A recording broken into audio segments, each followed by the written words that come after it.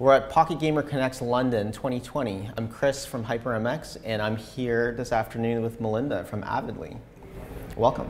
Nice to meet you. Thank you for inviting me. You guys have published many successful titles across different genres, like everything from social casino to hyper casual.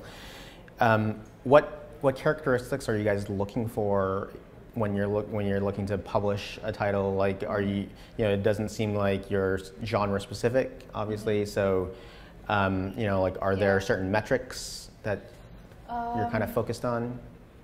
Yeah, I think like we look at everything a normal publisher would do, like you know, from game mechanics to their monetization design to their game development. But in the kind of the strategy in China had been really to look for long-term partners, and this is how do we say this? So we kind of look for studios that has been stable with strong founders who's worked together for over 2 years. Okay. And has, you know, a record of developing games that's had positive ROI, so that could kind of allow them to make more challenging games. So that's kind of the criteria we're looking in the founding team of a studio. And aside from looking at the game itself, we also really much look at the team. So a couple of years ago, I was in Shenzhen for a conference, and I know that that's like a pretty big tech hub. Yeah. You guys are based in Shanghai, right? Is there a lot of gaming activity, like studios, like local to you guys, or you know? So we have like regional offices throughout China. I would say the landscape, or the mobile gaming landscape, is still concentrated in tier 1, tier 2 markets, and less than 10% are everywhere else. So we're looking at Beijing, Shanghai, Guangzhou, Shenzhen, and then tier 2, and you know, Fujian, Wuhan, Chengdu, and Hangzhou, and the rest would be less than 10%.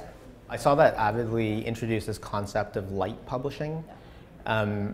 So maybe tell us a little bit about how that differs from like a traditional publishing deal. Yeah. You know, like what are the pros for a studio kind of to enter into like a light publishing deal? Yeah. So a lot of developers have asked this, like, what's the difference between this and traditional publishing? Technically, we are still doing everything a publisher would do, except that the game would remain under their brand, their studio branding. So we don't put our Avidly name on the game when it's published. Okay. So it's not published under your account? No. Okay. No. Some titles, like let's say if it's China, depending on the game genre, we might consider to put it under our control, but the branding would still reflect the studio's work. So the reason we decided to do this is because we actually, outside of our publishing business, we have a large chunk that's UA and monetization, and we kind of outsource those two parts of the business just to help publishers and developers in China. So we thought, you know, why not let's not look at this from a traditional standpoint and just see what we can do to help them, like go from that intention of helping them. So they created the game. We think it's respectful to allow them to earn the major share of the profit from a good, you know, promotion, and if it's getting really good ROI.